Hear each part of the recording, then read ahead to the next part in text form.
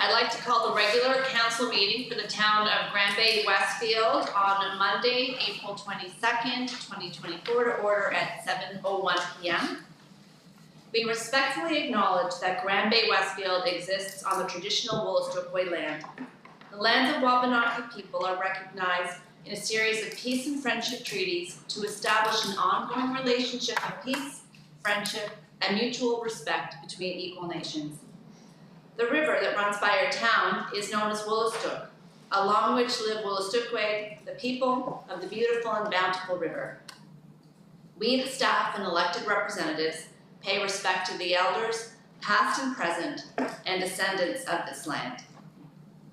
Good evening, everyone. Today is Earth Day. Earth Day and what it represents becomes more meaningful to me year after year, as we are more consistently being impacted by the effects of climate change. Being a riverside community, we think about this in particular every spring. I was looking at my memories today, and in 2019, we were all up at the sand pit filling sandbags for the second 100-year historic flood in 2 years. So more frequent 100-year floods, more intense and more frequent weather events. The River Valley Youth Centre was out today cleaning up garbage to do their part, and it's heartening to see how passionate the next generation is about making a difference. But we all need to act as if every day is Earth Day, because our future depends on it. Last week we announced that the town was the recipient of the Charge for Change funding through Earth Day Canada in partnership with Aviva. Now this funding will allow us to install an additional 5 level 2 EV charging stations in the community. One will be at the Greenwich Point River Centre, and the other 4 near the St. John Transit bus stop next to the River Valley Community Centre. This funding directly aligns with our strategic pillar of infrastructure and climate adaptation, as well as our community climate adaptation plan. I would like to especially thank David Taylor, who isn't here with us today, our development officer, for leading this project and bringing more charging opportunities to our residents and visitors, as well as assisting us in reducing our carbon footprint as a town and as a community. Last week, we held the town's volunteer appreciation event, and this is such a special event to me in particular, as our volunteers are the backbone of so much of the work that we do together as a town and as a community. I'm incredibly grateful for these people's dedication, and I was especially thrilled to honor the recipients of the 2nd Annual Males Milestone Award, which was started last year. This award honors long-standing volunteers in the town who have dedicated more than 2 decades to making our community a better place to be. This year's awards went to Reverend Eleanor Dryden, Jim Burke, and Ralph Stevens. And I am grateful to all of these wonderful people and all of the volunteers who spend their time in service to others. Item 4, record of attendance. We have a full roster of councillors here this evening. Thank you. Item 5, agenda approval. The motion is that the Council of the Town of Bay-Westfield approve the agenda of April 22nd, 2024 as presented. Do I have a motion? Thank you, Councillor Bellmans. Do I have a second? Thank you, Councillor Burpee. Any questions or comments on the motion? There being none, all in favor? Aye. Contrary minded? Motion is carried. Thank you. Item 6, disclosure of conflict of interest. Is there any? There being none, we'll move on to item 7, public hearings, presentations, delegations, petitions. 7A, we have Andrew Beckett here with us from Envision St. John to do a presentation on the Envision St. John Members Agreement. Thank you for joining us here today. Pleasure. Nice evening for a drive out to Bay-Westfield. Always a nice evening for a drive. I suppose that's very true. Your Worship, Councillors, the purpose for my being here tonight is to run through fairly briefly what led to some recommendations coming forward to the current members of the Division St. John around changes to the members' agreement. The members' agreement was a document that was initially put together when the agency was formed to basically set out the parameters for the operations of the agency, It was two sides to the agreement, because from the vision, it was also important to have the commitment from all the members to collect a tourism accommodation levy and submit that to the agency for support of tourism promotion activities. Since that time, a number of changes have taken place that called for the members' agreement to be revisited, all driven by the changes to local governance. So with the local governance reform, we had two new areas that were added to the region that we service, those being Fundy St. Martin's and Fundy Rural District. So there were questions raised as to how we incorporate them into the membership of the agency, which we thought was straightforward to start off with, proved not to be, and I'll get into that in a little bit. And then associated with at the same time was a recognition that there were probably a number of redundancies in the current members agreement, since we'd also entered into a master services agreement with the Fundy Regional Service Commission for the provision of services, and so that resulted in some changes in terms of how money flows in the basic setup for the agency. There was a meeting between the board chair and the mayors, I think, Your Worship, probably back in August or so last year, to present a couple of different options to deal with this. Initially, it was thought maybe it's just a simple matter of adding a couple of members to the board, but in terms of maintaining the composition of the board, where the majority is made up of non-elected people and municipal representatives, we would have ended up with a board of about 21. It's currently 15. And the 21 was seen as being largely unmanageable. So there was an agreement at that point in time that the agency would go back, work with the CAOs of the members to take a look at the members' agreement and see what options could be considered. What we've come back with now is a recommendation to change the governance structure of the agency. It'll be a private sector board that's made up of 15 individuals, or sorry, up to 11 individuals would be members of the board. But at the same time, we wanted to make sure that we were maintaining the approval rights of the member agencies, of the member municipalities as we go through this. So things like the annual budget, any appointments to the agency's board, the agency's strategic plan, our key performance indicators, any amendments to our bylaws, all of those types of items require the approval of the members on an ongoing basis, so that we maintain that oversight that the municipal units have. There would still be quarterly reporting of our financial results and key performance indicators to the members, an annual presentation to all member councils and also the Fundy Rural District, typically in the fall of each year, that we would go around and present to all the councils. There'd be an annual public presentation of our operating results, and actually, since I've got the opportunity, Thursday, May 30th at 7:30 in the morning, we're providing a light breakfast at the Hilton for all the municipal councils. We're going to invite you to a presentation of our 2023 annual results and a little bit of a look at what we're working on in 2024 so far as well. We'll be sending out a formal invitation to that probably next week, but hoping that we can get a good turnout from the municipal councils in terms of their annual results. So what date was that? Thursday, May 30th. At 7:30 in the morning. And like I said, there will be an invitation going out to all councillors to invite you to that. We'll also, the agreement calls for quarterly meetings between the CEO of the agency and CAOs. That relationship with the CAOs is essential, I think, to the running of the agency, and to maintain that relationship is very important. And there'll be a minimum of 2 members' meetings a year to go through the budget and general operating results, so that we have that input. So that's the backdrop. It sounds all very easy until you start getting into the writing of the document.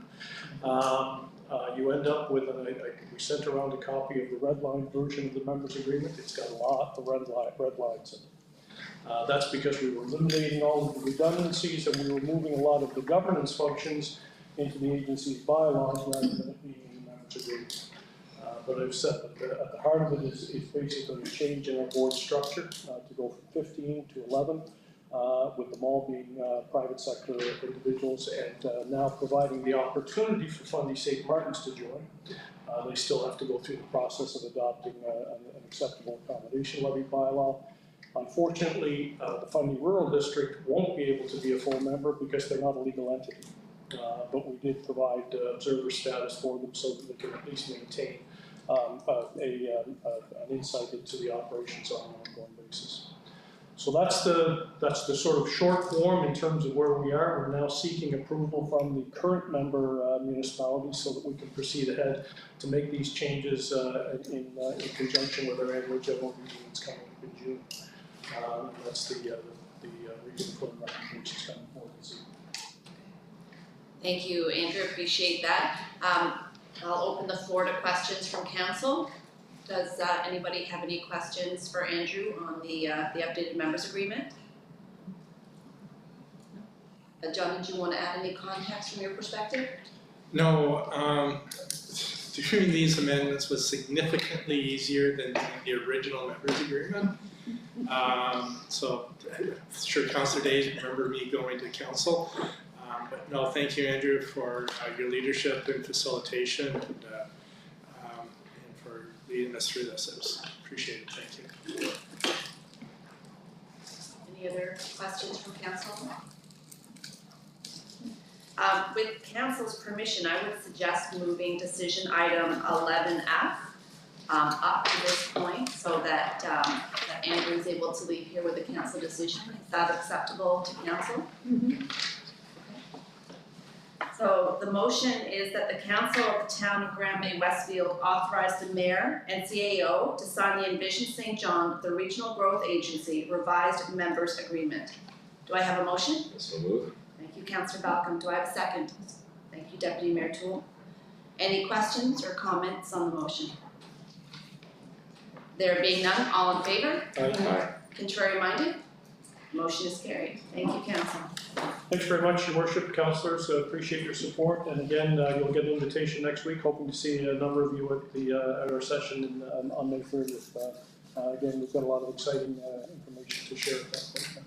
Thank you, Andrew. I know that this was a bit of a heavy lift, so I appreciate you guiding all of us through it. Great, thank you. And I'd Thank like you. to say, it was really painful doing the first members agreement.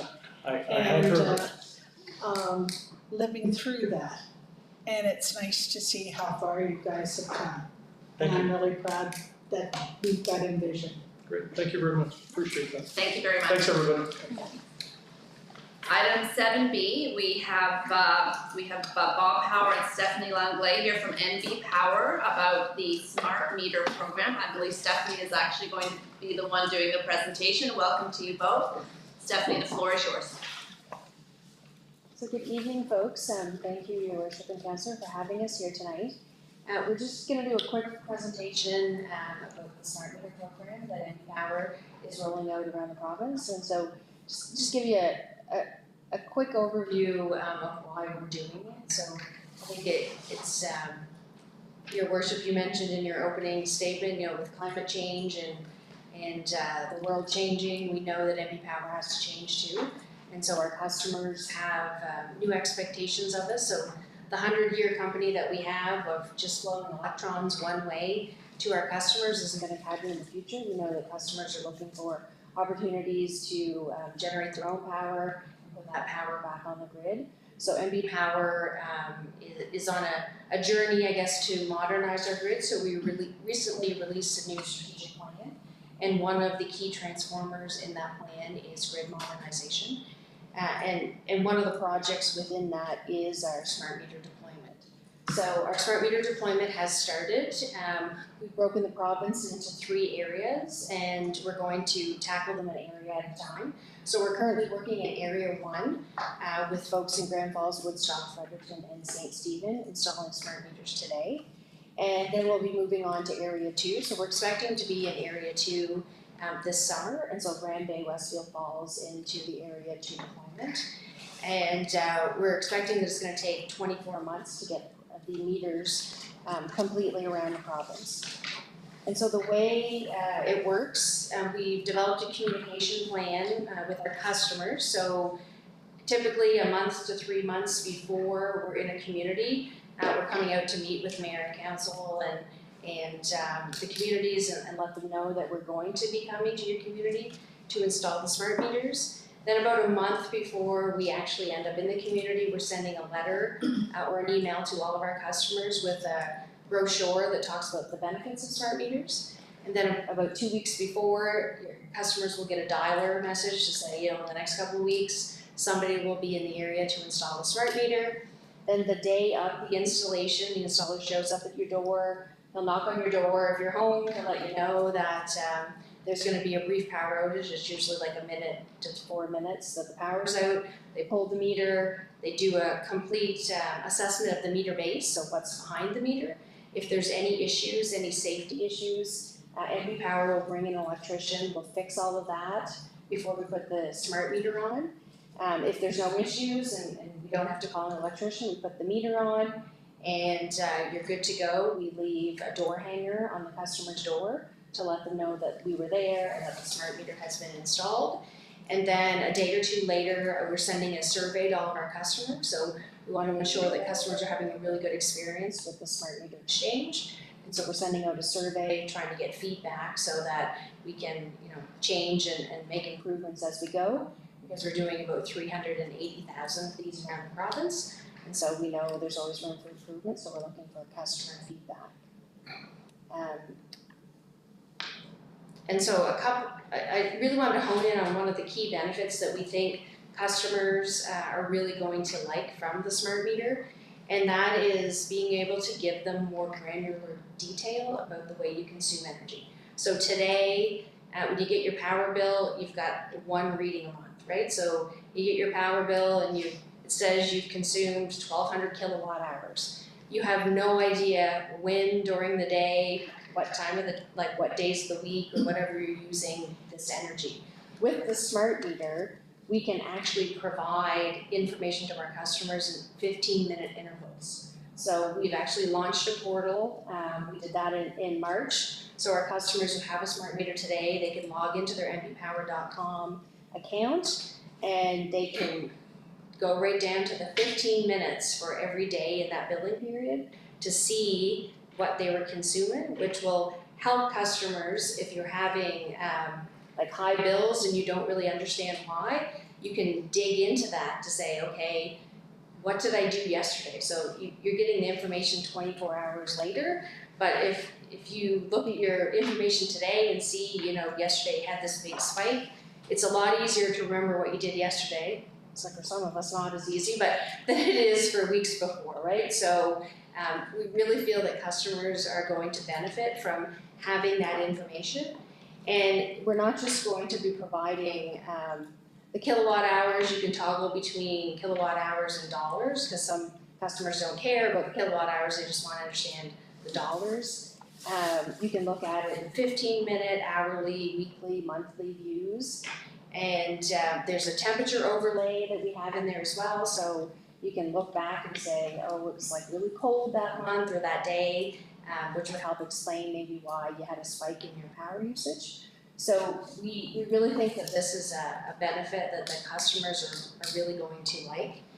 And also with that portal, we've implemented what we call we called them high bill. We've changed it to energy usage alerts. And so I think most of us can resonate with a data plan that you have on your cell phone today. So I know I have one, and I put an alert on it specifically for my husband because he's chronic for using all of our data. But you know, when you get to a certain point with your data, it's going to cost you a lot more money if you go over that. And so we're implementing that with your power bill. So we've set up high usage alerts for our customers. So if your bill is trending 30% higher than the same month the previous year, then you will get an alert. And you get that alert like mid-month, and it gives you an opportunity to go into that portal, see what you've been doing, how you've been using your energy, and make changes if you want to try to keep that bill lower throughout the rest of the month. And in that alert, there's also like a link to be able to go in and look at tips and tricks on how you can lower your energy consumption. So we definitely feel like customers are going to benefit from this. And we have set the threshold at 30%, but customers can go in and set it at whatever threshold they want. to get that alert. And again, it can be in dollars or it could be in kilowatt hours. So that's the benefit side of it. And the reason that we're here tonight really is that there's a lot of misinformation that is swirling around on the internet today about smart meters. And so we had a specific post that originated in the Woodstock area where a customer is saying that NB Power is going to charge our customers if that 15-minute interval, whatever the highest is you use in that 15-minute interval, we're going to charge you for the full 15 minutes at that high amount, which is not true. It's absolutely not true at all. What he's talking about is a demand charge, which, you know, our commercial and our large industrial customers would have. Our residential customers do not get demand charges. We're not allowed to bill demand charges. But we did see some activity, and obviously through the information we're able to find on Facebook and stuff, there was people from this area who were commenting and, you know, who don't have the right information. So we're trying to be proactive and organize some information sessions in communities that we're going to be coming to, so that we can kind of line up information session at the same time as our customers are going to get the letter from us, so that we can sort of bust the myths that are out there today, because people are getting the wrong information and they're opting out of the smart meter, and we don't want them to opt out. We think that smart meters are good for our customers. They're going to give them more benefits and lots of information. They're going to help the utility reduce our costs, which will help us reduce our rates.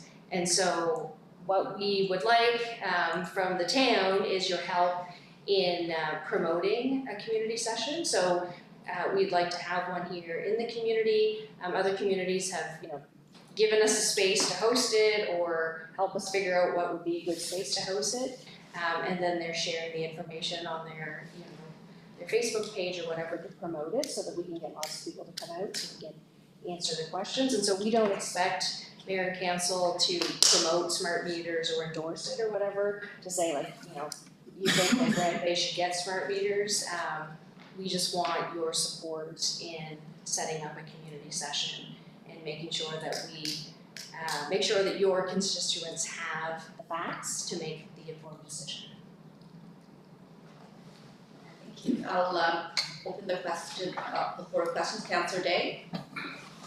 You know, we've been around this one before, and I was really in gung-ho and wanted it a long time ago in this community.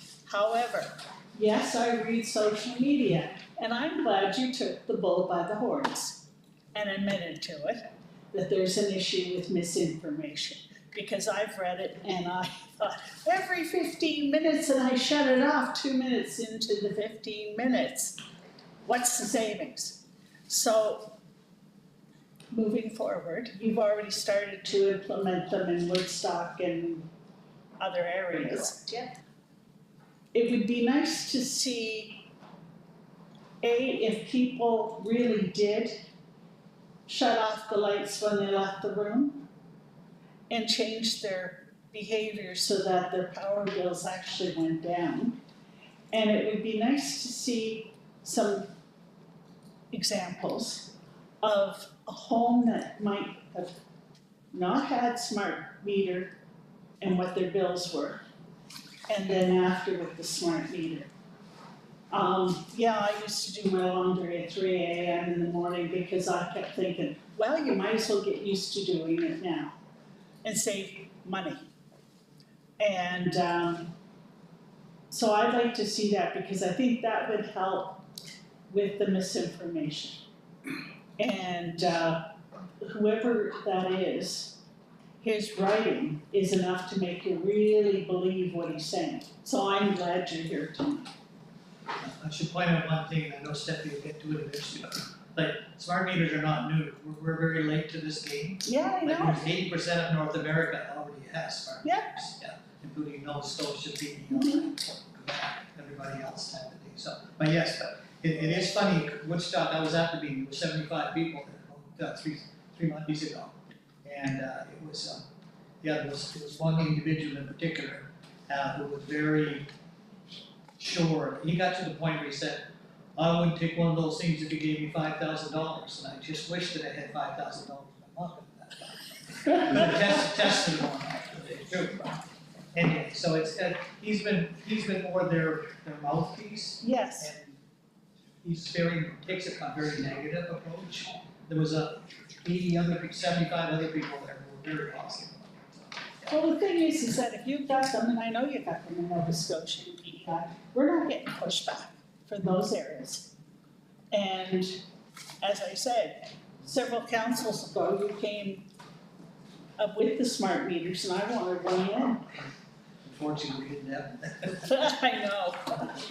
Do you have any other questions, Councillor Bellman? Would that eliminate the $20 service charge to keep a meter every day? A meter will be some smart meter, right? So a person driving by your house once a month, $20, would that be eliminated or?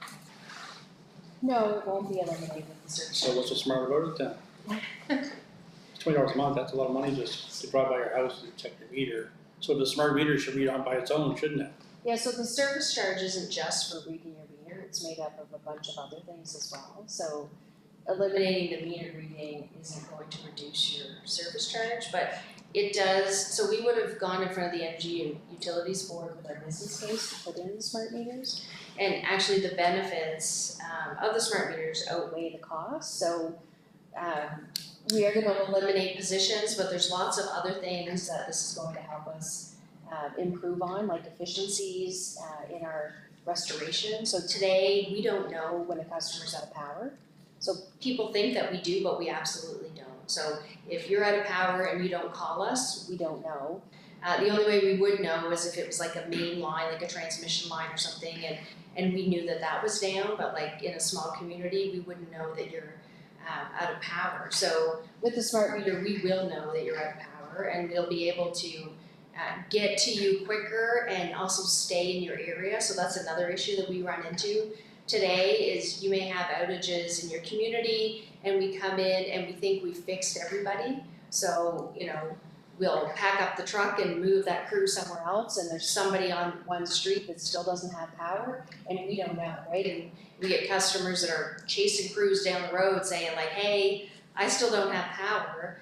With the smart meter, we won't move that crew. We'll see that there's still one person without power, be able to fix that before we roll those trucks to another area to do the rest. So would there be a reduction then, instead of $20, would you have to $10? Because you said you still have services with that $20 bill, right, for every month. So why can't you go down to $15 or $10? Because the smart meter is doing some of your job, right? Right. And the other thing is education on the people of the town to know that when there's a cold spell, everybody has to dial a certain spot, right? You dial it down or up, but not to do laundry, not to do other things in the house. That the education is probably about your biggest point of learning people how to use a hydro at a certain times, So. Yeah, and so on your point about the service charge, it's a question that Bob and I have been getting quite a bit, and that's not my area of expertise, but it is a question that we're taking back to try to get a better understanding of, are there going to be any changes to the service charges? Because another thing that we can do with smart meters that we can't do today is we can remotely disconnect and reconnect a customer. So today, if you move into a house and you need your power turned on, you could wait 2 or 3 days before we're able to do that connection, and we can do that remotely. So those are questions we're getting, is you're gonna charge me to do a reconnect if you can do that from an office in Fredericton? And so we don't have the answer to that yet, but it is a question that we're taking back to try to get a better understanding. Is there an opportunity to reduce some of those charges for our customers? And like I said, I don't know the answer today, but it is something that we're gonna have to. If people are limited to certain, just hydro now, they want you to burn wood no more, no oil, they wanna go green, so they have to get, only one power company, every power in the province, so we rely on your rates, and your rates get put up, down, like a stock market up and down, so we're relying on you guys, you know, with monopolies, when you guys have it, so let's have more competition, maybe, then maybe a different price range, right, so. One thing I should say to you too, sorry to steal your thunder, that we have the 4th lowest rate in the country. A lot of people think that our rates are high. They're not. The only 3 provinces that are lower than us are Quebec, Manitoba, and British Columbia. They all have like a ton of water that they can store. And they're the only 3 jurisdictions in the country that are lower than every dollar. So it's, a lot of people don't believe that, but I can guarantee you it's 100%. Do we have any other questions? Councillor Burpee? Hi, thank you for your information tonight. I just have a question, actually, a two-part question. What is the cost to convert your house over to a smart meter? There's no cost. There's no cost. And what if you have a problem or an issue that needs an electrician? Who pays that? And yeah, so at the time of the installation, if we see any safety issues, anything is broken behind that meter, then yes, we facilitate all of that. Now, you'll end up with a longer power outage, obviously, because we have to fix it. But yes, we get the electrician in, we get all the work done, and that's all paid for by the power as part of the project. Okay, thank you. John? Hi. The town doesn't have space large enough for a crowd that may show up. So we're recommending that you contact the Anglican Church of the Resurrection. They do rent it out to public, and they have a very nice big space that will accommodate you with ease. And Brock Belding is our communications manager.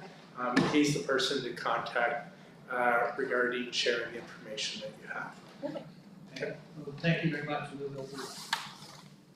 And we'll also have an answer for the question that you asked, Councillor, earlier, by the time we get our information session, which will probably be the next couple months, I think.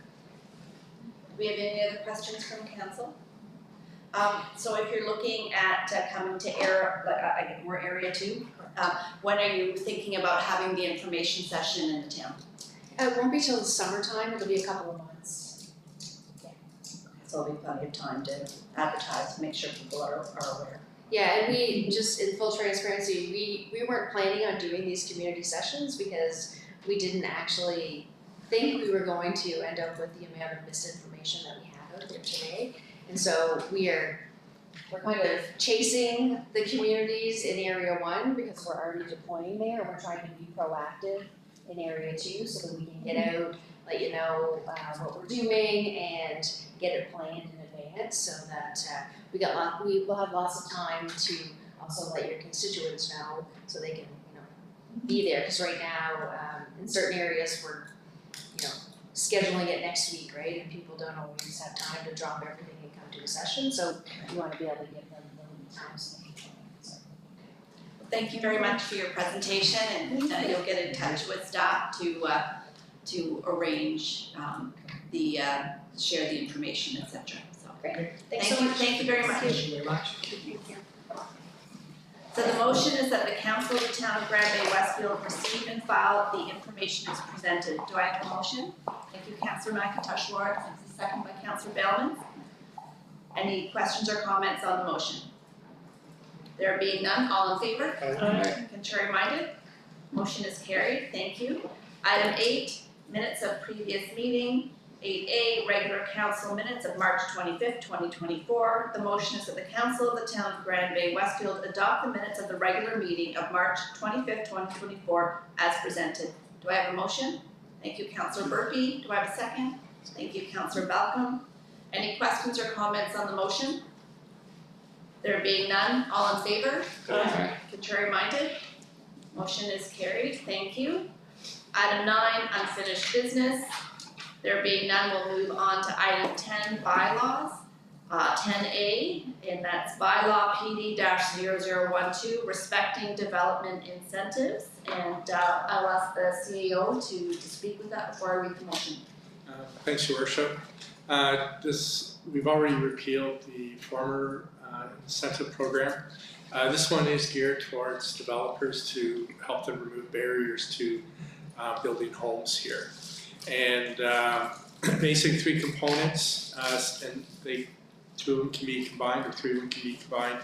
Upfront capital cost grant, which if they need to do something, say about water, once they get 50% of rental of sales or 50% of cost, then we will release the money. Post-completion incentive grant, or both at 24 or more units. So in the minimum number of units that will trigger the incentive program is 6.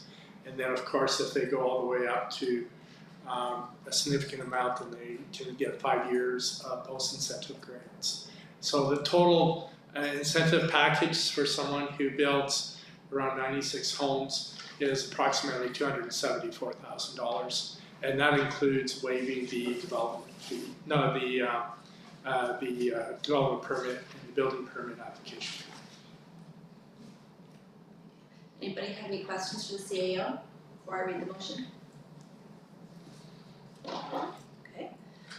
So bylaw PD-0012 respecting development incentives. The motion is that the council of the town of Grand Bay-Westfield approve the third reading and enactment of the residential development incentive program.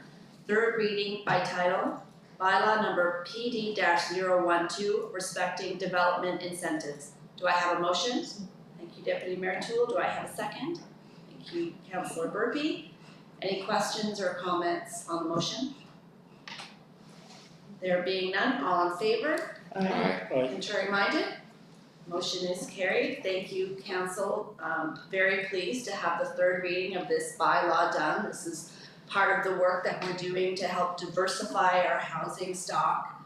As we know, housing is requiring an all-hands-on-deck approach from all the orders of government. This bylaw will help us define and overcome those barriers that limit that delivery of that missing middle housing in our community.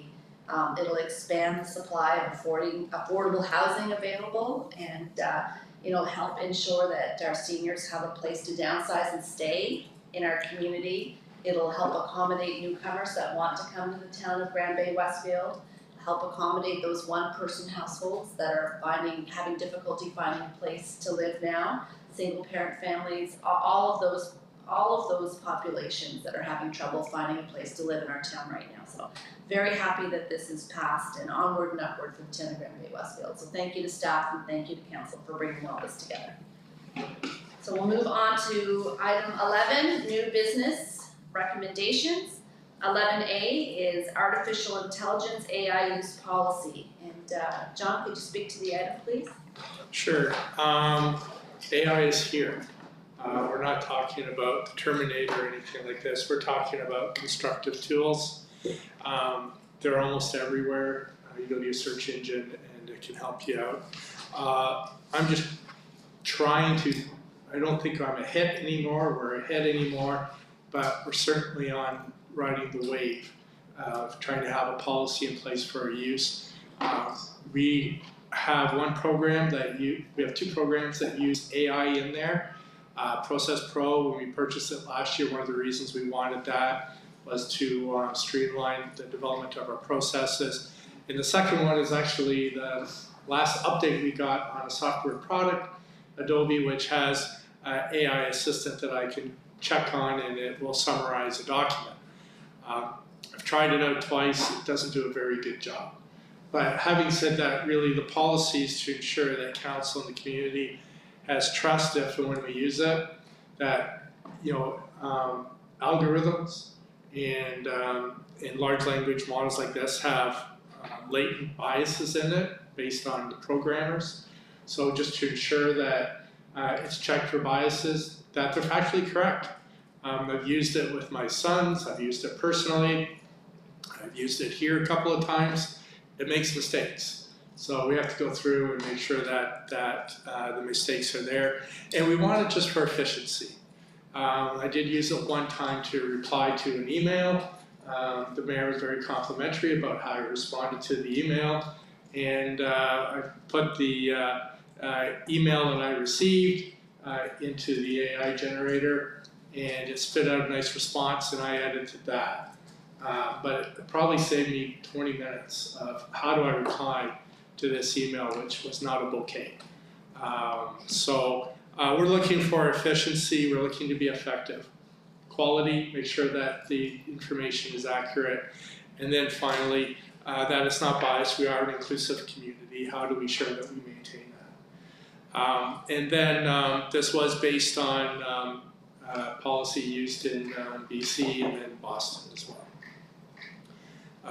And Boston was the one that was pointed out to me as the model, but when you strip out all their examples and stuff, it's page and a half or so, or whatever ours is here. So anyways, that's it in a nutshell, Your Worship. Thank you, John. Do you have any questions for John on the policy? If there are none, I'll move on with the motion. The motion is that the Council of the Town of Grand Bay-Westfield adopt the AI use policy to guide the responsible and effective use of artificial intelligence technologies within the town of Grand Bay-Westfield. Do I have a motion? Thank you, Councillor McIntosh Lawrence, and second by Deputy Mayor Toole. Any questions or comments on the motion? There being none, all in favor? Aye. Contrary minded? Motion is carried. Thank you, John. It's good to have this policy in place. Like you said, AI is here. And it's important to make sure that we have measures in place, that we're using it properly. It's being used more and more frequently in municipalities across the country. City of Kamloops, as an example, is using it extensively, even in front-facing applications. Yeah. So it is it's important that we take a look at how we plan to use it in the future. Item 11B, 2016 pickup truck replacement. And again, I'll pass this over to you, John. Yes, Your Worship, before I turn it over to the Works Commissioner, we have a 2016 truck with quite a few miles and a very expensive repair looming. We think that the most effective use of the town's limited money is to go with the new one now. And if you want more details, I'll turn you over to the Works Commissioner. If you want to add. I guess just what the current vehicle is a 2016, so it's 8 years old. It's an F-150 quad cab. So we use that a lot in the summertime to do the mowing. They tow the trailer, and again in the summertime it's hot in Grand Bay-Westfield, which is why we all live here. So again, with the truck that we have there now, the AC doesn't work. It's not a comfortable vehicle to drive, and it wasn't. And our plan is when this truck needs to be replaced, we're going to go fully electric. It just happens that it comes up right now, and we need to do that because we want to reduce our greenhouse gases, and this would be like a good test to see how it goes. So we're looking to get out with the old and get in with the new. Thank you. Do we have any questions for John or for the Works Commissioner? Councillor Billmans? Does it have windows?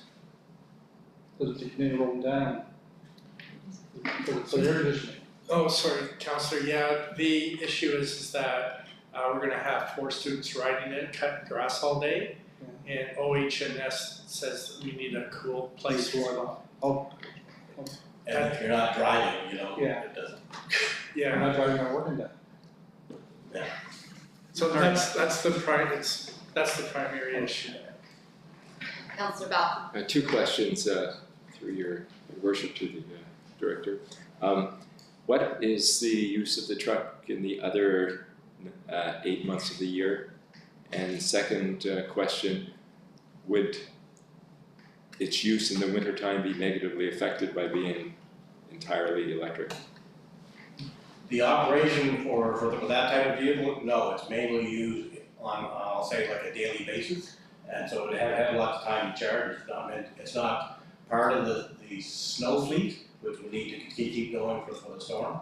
So it's mainly used to go downtown to get stuff in the wintertime, to go down and get parts and to drive around, people get garbage with it. So it's not necessarily a vehicle that's used for a sole task. So it had lots of opportunity to charge, especially in the summer and the wintertime, because it's not part of the snow fleet. Thank you. So I just want to, as the Works Commissioner said, this is a pilot project. Is it feasible? I think we found a safe use for it to determine not only its effectiveness but reliability. More and more we're seeing announcements, fire trucks and some of the larger trucks going electric.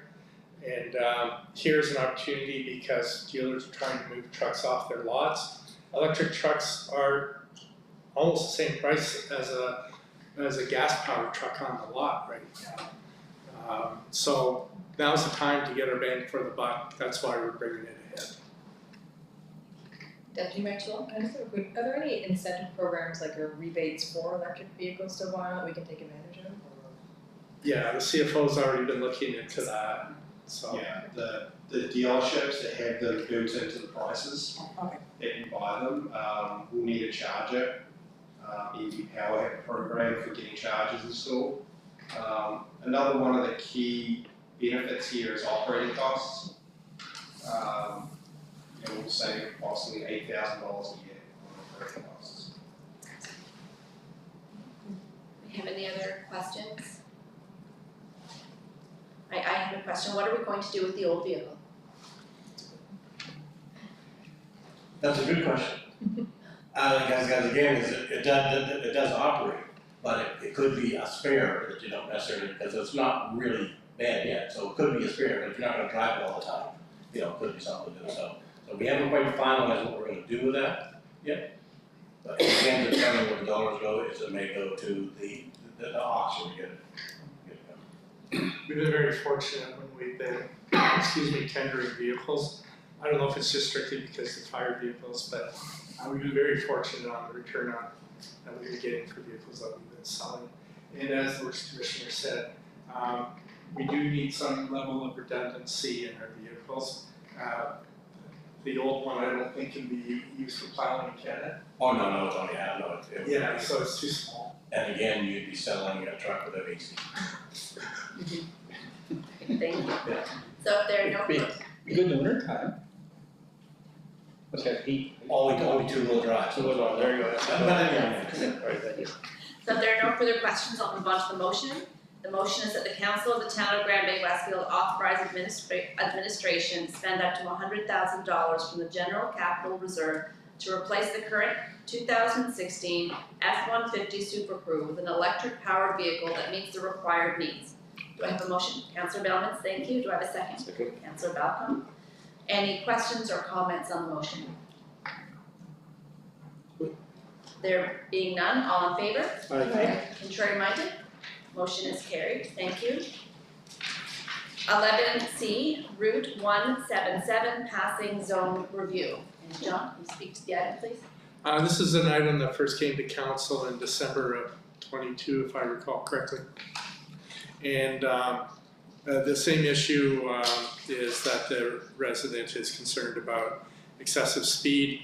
I had been trying to arrange a meeting with the RCMP before council's meeting tonight, but we couldn't make it work. But at the end of the day, it's an enforcement issue. However, perhaps, you know, as we do an active transportation plan, we can come up with another plan to put traffic calming there. Just the nature of the road, it's wide open, it's straight. The driveways are set back, including the homes. So it creates this illusion that there is room for speed there. And I know from experience that I've been doing 65, 70 there, and I've been passed like I've been sitting still. And I'm not the only person with that story to share. So really, I think if we're going to address this, putting a painted line, people, if they're in a rush, are still gonna pass because there's lots of space. I don't mean space lengthwise, but just the illusion of space. And reducing the speed, it still comes down to the RCMP being there enforcing the law. So I think the most constructive way is to look at active transportation or other ways to work with DTI to reconfigure that stretch of road so that people want to slow down. Do you have any questions for John on the item? I think people speed up because they go through that through school zone.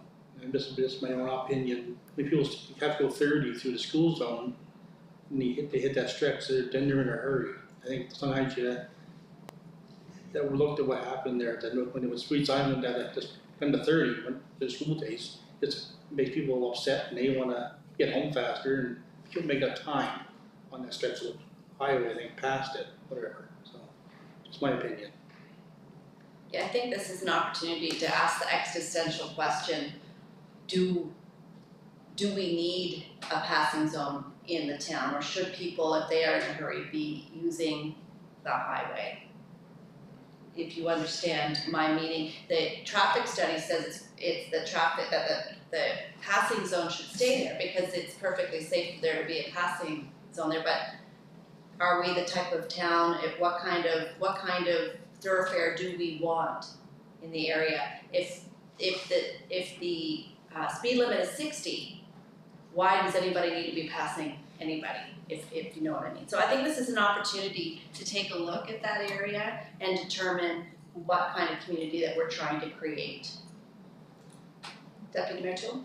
Has there been that, our speed sign, has the speed sign been there? Like I said, you're gonna meet with the RCMP, is there any, like having the speed sign there, bringing them up to speed, having them there? It's the same thing, we could put the speed limit to 30 on every road in town and people are still gonna speed, so it's what we want to, how we want to address it and how we want to get it out there, I don't see the need, I've been past there too, the same as you, I've been on my bicycle and had people whip by going very, very fast. So I just, it's, no matter what we do, if we take this passing lane out, people are still gonna pass unless there's enforcement and unless there's people out there, so there's traffic calming, I like your recommendation of exploring traffic calming measures. So just to answer your first question, Sure. typically we've been putting the radar signs, school zones, and we have we've been trying to get them on school bus zones, DTI won't let us put them on Britton Road. But they would let us put them by Westfield School. I don't understand why they wouldn't let us put them on Britton Road during in the school bus pickup area. And then we've been putting them in residential areas. Epworth, like near that stop sign. Inglewood was an example. I think we had them on Williston at one time. No, I don't remember all the places anymore. Yeah, no, we've done Inglewood and Williston is our next one. We had my English back too. Sorry? We had my English right to the speed signs. Yeah, so our focus has been more on residential areas than that area. But that doesn't mean that we can't look into it, but in the school again in the fall as an example, we'll be putting them back up there. I really do think that is a priority. And it's interesting that there are residents who have complained royally to us about the speeding through school zones. And even though we met with the RCMP, that was a huge issue in the Westfield school zone. And I'm already getting complaints from people who are very upset with the RCMP handing out tickets for speeding in those zones. And I'm trying to explain to them, we've got this group over here who want the people to slow down, and then you're over here upset because somebody got a ticket. Well, if you lived in the community, would you not know where the school zones are? And the RCMP, when they were here, was telling us that the people getting tickets weren't from this community. So I don't know what more to do other than the fact that all I know is that I never want to hear about some child being injured in a school zone. And if the RCMP are out doing what they're supposed to do, I don't know what more to say. Yeah, definitely enforcement is part of the solution there, and traffic safety is a clear priority of council, so. So the motion that's been developed is that the council of the town of Grand Bay-Westfield direct administration to develop a plan to enhance safety along route number 177, including traffic calming to reduce speed and encourage active transportation. Do I have a motion? Thank you, Deputy Mayor Toole. Do I have a second? Thank you, Councillor McIntosh Lawrence. Any further questions or comments on the motion? I have a question. Can we revisit speed zone to Westfield School? Is there a way to revisit that? Say, can we take that off, the speed zone? Well, you can, John? We had a discussion, offhand, we had a discussion here a year ago perhaps about changing the speed, and council decided at the time to keep it at 30. I think we should revisit it and maybe bring it back up to 50 maybe, or something more manageable, so they can, in a hurry to get to the ferry, go through that during the speed zone. The requirement to put it in came from the province, so to DTI, so we had, it's not a municipal order. If we have to have 3 DTI, they would have to do that, and they've done it province-wide, so. What's the point to, school? So, I thought the teachers at the school recommended to lower the 30, keep at 30, they recommended to keep keep it at 60, I thought. No, they recommend keep it at 30, At 30. because we were gonna, council was wondering about, somebody was thinking, should we ask DTI to reset it? Oh, I thought they said we set it back to 60, but it was on the will of the public to speak, that's how it was. We No, should they have wanted read it at 30. it again. I think it's- Yeah, what happened was there was a recommendation that came to council to bring it up to the 60. And council referred that back to staff to consult with the school School, yeah. and with the PSSC and the Home and School Association, and a clear recommendation came back from those groups that they wanted to keep it at that school zone speed. the But it 30. wasn't DTI who said that though. Or was it- DTI set the speed. Yeah, DTI set the speed, but the recommendation came from those community groups that they would prefer to keep it at that speed. I was saying that was basically, or release some of the speed on the stretch faster in the. I think it was just, Thank you, council. Any follow-up question? no, it's good. Just to comment, your worship, that speed restriction by Westfield Elementary School is during posted hours too, it's not 24/7. That's correct, yes. I believe it's 8 to 4, I think it's It's on 7:30. school days only. school days only. So 7:30. 7:30. 7:30. Any other questions or comments on the motion? There being none, all in favor? Aye. Contrary minded? Motion is carried. Thank you, council. Item 11D, purchase of off-road wildland firefighting trailer. And John, I will throw that to you again. Yeah, before I turn it over to the chief, we've had 2 wildfire incidents this year. And the chief and his crew found a deficiency in how they can respond. And just to point out to council that even though we got lots of rain, and rain is not as good as creating soil moisture to prevent future fires as snow. And with that, I'll turn it over to the chief.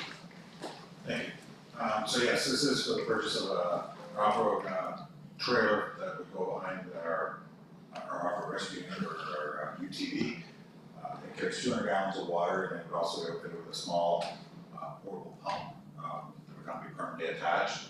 We provide 2 options. One is to refill backpacks that firefighters carry and extinguish fires in remote areas, or actually use a hose line with the pump.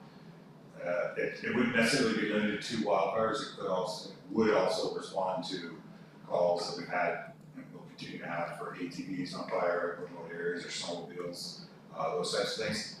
Typically, we're not able to get there in a timely manner considering the location to stop the fire from consuming the actual vehicle, but the trailer would help any spraying. So, especially in the drier months, if an ATV were to catch on fire, we might not be able to save the ATV, but this type of unit would help us stop it from spraying throughout the woods. And of course, getting water out into the, past 1,000 feet gets pretty difficult. We can only stretch out so far, and our big trucks can only go so far, and this would basically alleviate that problem of getting to where we currently cannot get to.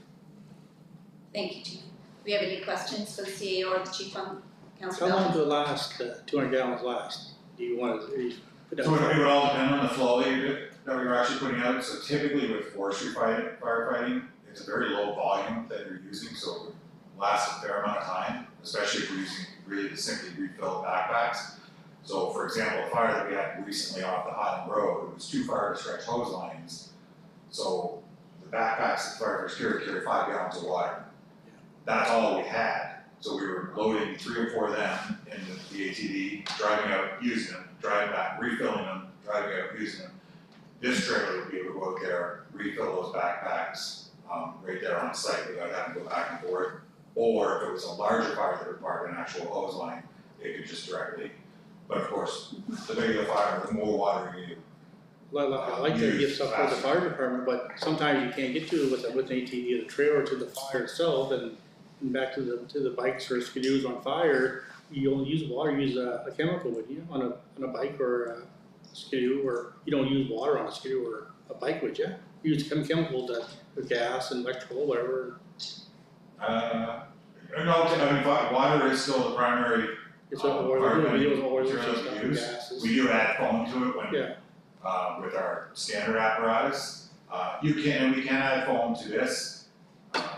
You can dump foam into kind of any water tank and it's just not nearly as effective as actually having a proper foam system mounted, but that's not particularly an option that's readily available for these types of things. And it's not used a lot in the forestry side of things, because water typically is sufficient to put out wildland fires. I just find 200 gallons is not a sufficient amount of water to justify money to buy this thing for 200 gallons. Sometimes, I don't know. You need it, right? No, you're right, it's not a massive amount of water, Yeah. but right now we have 0. Yeah. And when you take a look at the size of the trails, short of buying what I'm guessing would be $500,000, full size thing that would basically destroy everything in its path, that is the equivalent of basically a tank type of concept that would be able to carry larger amounts of water. This is kind of the only reasonable step that we can. It's equivalent of when you have firefighters walking around spot spraying, that's 40 backpacks of water. If I work the street. Yeah. That's not your one as well, yes. Yeah, thank you. Any other questions for the CAO or the chief? Then I'll go ahead and read the motion. The motion is that the council of the town of Grand Bay-Westfield authorize the purchase of an MUTS trailer and associated equipment to provide the fire rescue department with the capacity and to transport water to remote off-road sites at a cost not to exceed $8,500. Do I have a motion? Thank you, Councillor Burton. Do I have a second? Thank you, Councillor McIntosh Lawrence. Any further questions or comments on the motion? There being none, all in favor? Aye. Contrary minded? Motion is carried. Thank you, council. We do not want an incident like the Stein Lake fire here if we can avoid it, so thank you for that. Item 11E, DTI surplus land, PID number 225391. And John, can you speak to the motion, please? Yeah, certainly, DTI's practice is when they've declared surplus property as municipalities get what amounts to right of first refusal. They've offered the town a piece of land that's valued for public sale at $35,000. The property is inaccessible. It's very difficult to use. Administration is recommending the council defeat the motion to purchase the property. Any questions for the CAO before I read the motion? And as a reminder, the recommendation is that the motion be defeated as it is written in the positive. The motion is that the council of the town of Grand Bay-Westfield advise DTI prior to May 16th that the town is interested in acquiring the property. Do I have a motion? Thank you, Deputy Mayor Toole. Do I have a, thank you, Councilor McIntosh Lawrence. All in favor? Contrary minded? Motion is defeated. Thank you, council. Item 12, bills for payment. The motion is that the council of the town of Grand Bay-Westfield authorize the April 22nd, 2024 bills for payment as presented in the amount for $479,994.48. Do I have a motion? Thank you, Councillor Burpee. Do I have a second? Thank you, Deputy Mayor Toole. Any questions or comments on the motion? Councillor McIntosh Lawrence? I have one quick question. Number 121, the weather forecasting. I'm just wondering if that's an annual charge or is it something new?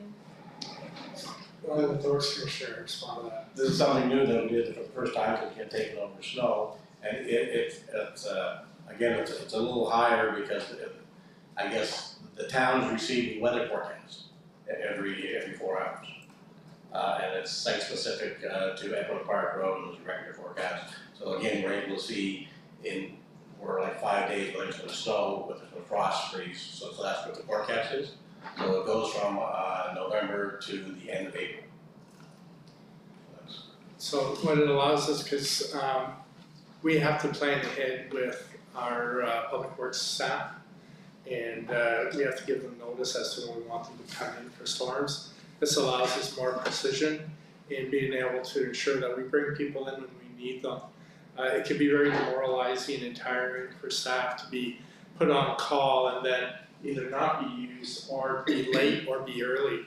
We're just trying to ensure that we're delivering a good level of service reasonable cost and that we're not taxing our staff.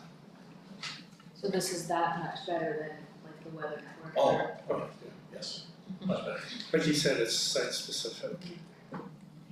So it's 4,800 for 6 months. Or that's a CCS.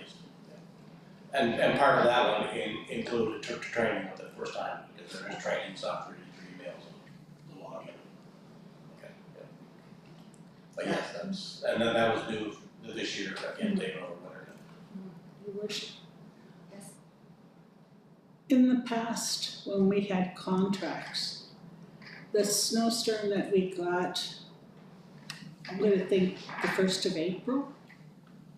There was one recently that was significant. Would the contract company have removed the snow during that storm? Or would that have been an additional cost because of the time we ran the contract? Okay, the contract went to, or again, previously it went to April 15th. So if it was before the 15th, it's just part of the contract. Okay, yeah. It just would have been normal. John, just. Just for council's information, during the May 13th council meeting, the Works Commissioner will be presenting about some of the things that we learned snow during the season. The CFO has been preparing a financial report to see if we did experience savings and other highlights about our first year in learnings, of course. So the Works Commissioner has been working on this, and that'll be at council's meeting on the 13th. That's right. And any other questions or comments on the motion? Councillor Bellman? Number 99, Scotiabank Visa. That's new, we were seeing like airplane flights on this. We started putting those on because to give more visibility into what, so I think James, it charges over 1,000 that we're listing out? Yes. So that there's more visibility for council to see what's being spent on the visa instead of just the big number. Oh, that's where I saw that. Yeah, that's new for, I think we started that last few months, the month before. I think it's the second time, or third time. Yeah. Yeah, it'll be a number of months, yeah. And then number 105, just, the maintenance says squeaky clean. How does that cover the whole trail, or is that just parts of the trail, or the maintenance of the trail? Your worship, that covered about 15 to 18 sections on the trail that were significantly washed out compared to previous years. So we actually added larger rock, knowing that the weather is going to continue to worsen. So we put down larger rock, and then we'll be filling it with the quarter minus and the trail surface again. That was from the storm. From the storm. Any further questions or comments on the motion?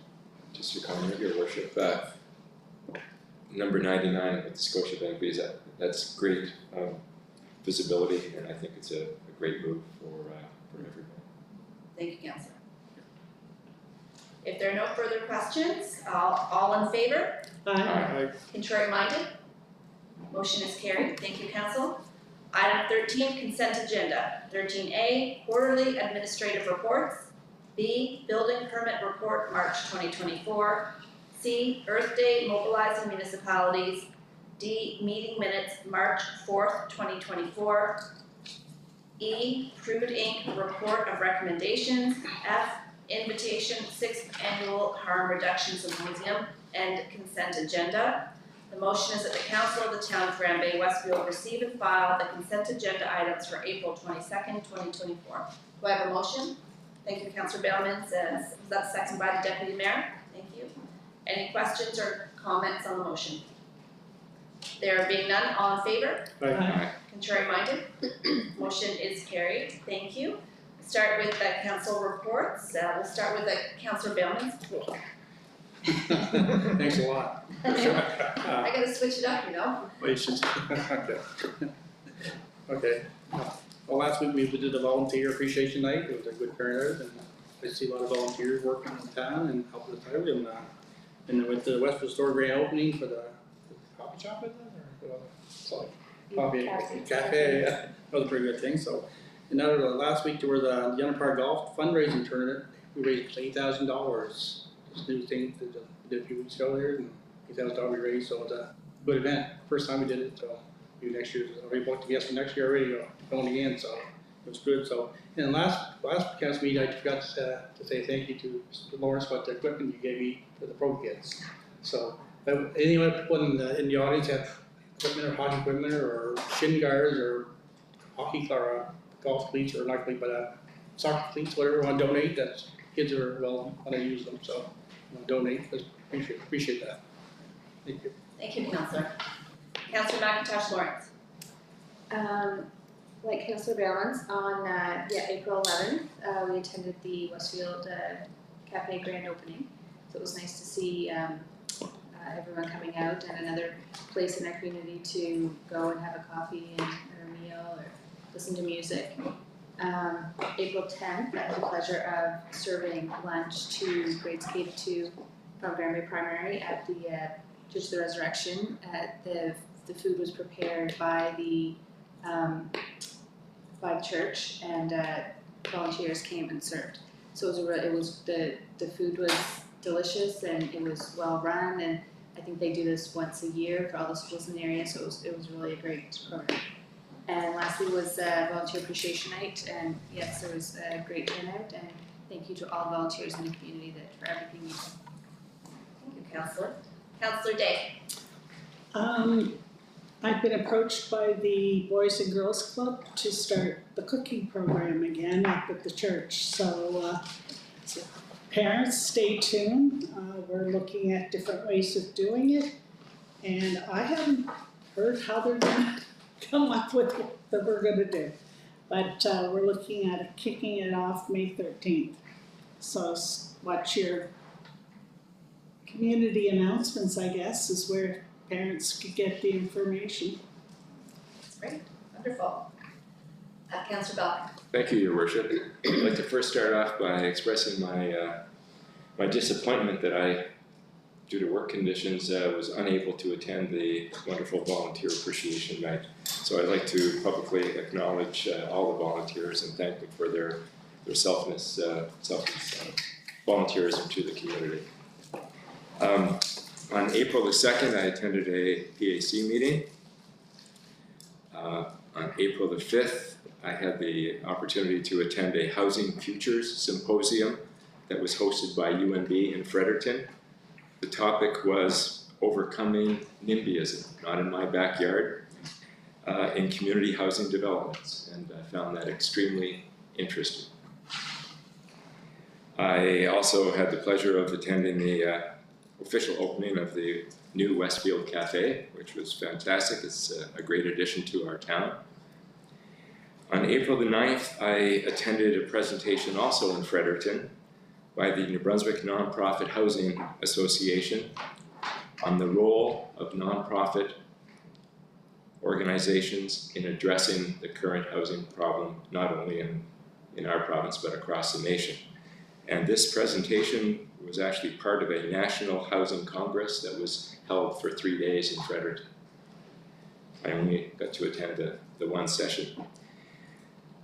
I attended last Wednesday a TD Harbour Station Commission board meeting. This past Saturday, along with Your Worship and several members of the community and our CAO, attended a half-day visioning exercise on the potential for a new seniors complex in this town, and I expect that will be the first of many meetings that we will be attending.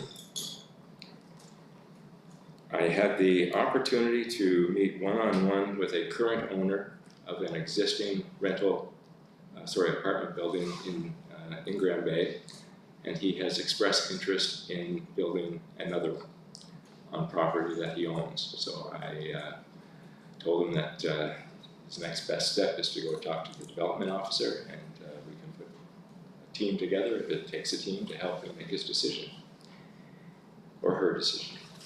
And finally, I met with a developer who has expressed an interest in building garden homes in Grand Bay, and he is desirous of knowing what different locations land is available. So the same thing, we will be having a meeting with David Taylor to give this gentleman that same basic information, and just reinforces to me that that can be a greater role for us when other developers are coming to us asking for, we want to do this, but we don't know where the land is. We know where the town's land is, so maybe we can almost have our own one-stop shop for what available land for what they're looking for.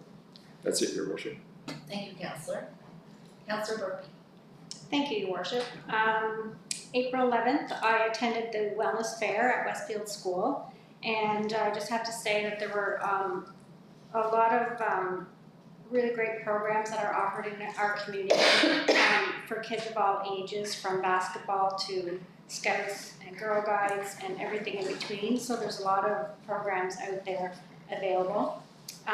April 16th, I attended the Volunteer Appreciation that we hosted here, and there's a lot of great volunteers, and I'd like to thank them for their efforts in our community to make it a better place for everyone. On April 17th, I was privileged, along with the Deputy Mayor, to serve lunch to the teachers and staff of Inglewood School. This is one of my favorite things I've done. It was really, really delicious, and I'd love to have the mac and cheese recipe. And that's it for me. Thank you, Councillor Burpee. Deputy Mayor Toole. I'll probably be redundant for a lot of what's been said, but I did have the pleasure of serving lunch, as Councillor Burpee said, to the students of Inglewood School. And that was so much fun. I know they did Grand Bay Park one week, Inglewood the next week. And what I have to say about it is those kids, there was 112 kids who were so well behaved. The principal was fantastic, the kids were fantastic. I was helping, we wanted to see if they needed seconds. One told me to make sure to tell the cook that it was the best mac and cheese he'd ever had. And otherwise, they were just, it was, you know, people see a lot of complaining about kids doing this, kids doing that. They were hands down well behaved. It was amazing, so that was excellent.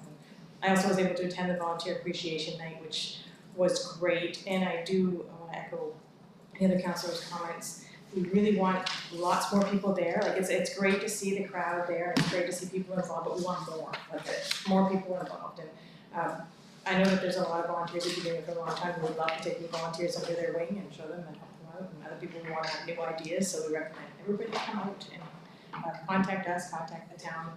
There's lots of opportunities out there.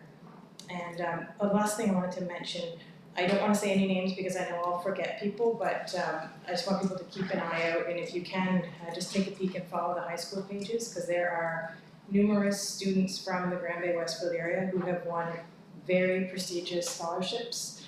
My son goes to Harborview High, so I follow the Harborview High page. I know on that particular page there have been like $50,000, $40,000, $75,000, over $100,000 one student in our region won. It's absolutely incredible. So kudos to all those students, and really I do encourage everybody to take a look around that. It's incredible. And I don't know if it's just this year in particular because I have a graduate I've been following, but I'm absolutely floored at the amount of scholarships coming to kids from our region. So congrats to them.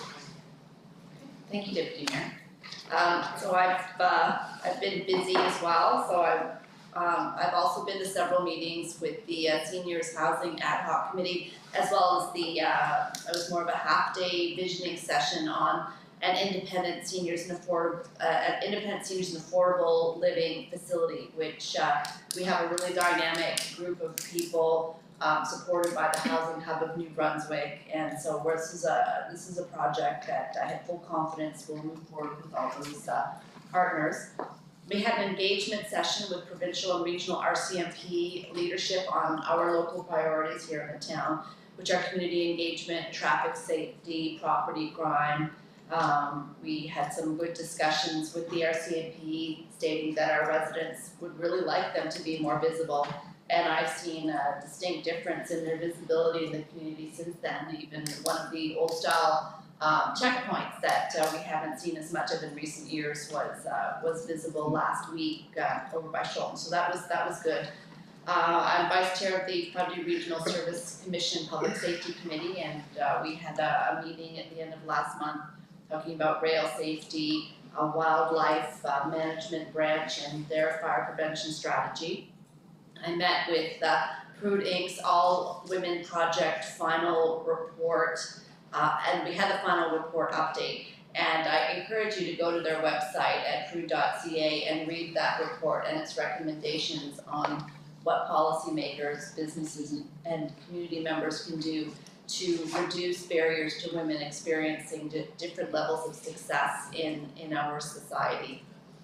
I had the opportunity to speak at the Empowering Women in Business Conference in the city of St. John, and that was a wonderful experience. I was on a panel and we got to talk about things like imposter syndrome and fielded a lot of questions from, I think the audience was 50% legacy region members and 50% newcomers. So it's really great to see the kind of diversity that we have in our region now. I attended and spoke at the Crane Mountain Enhancement Inc. information session on the landfill expansion.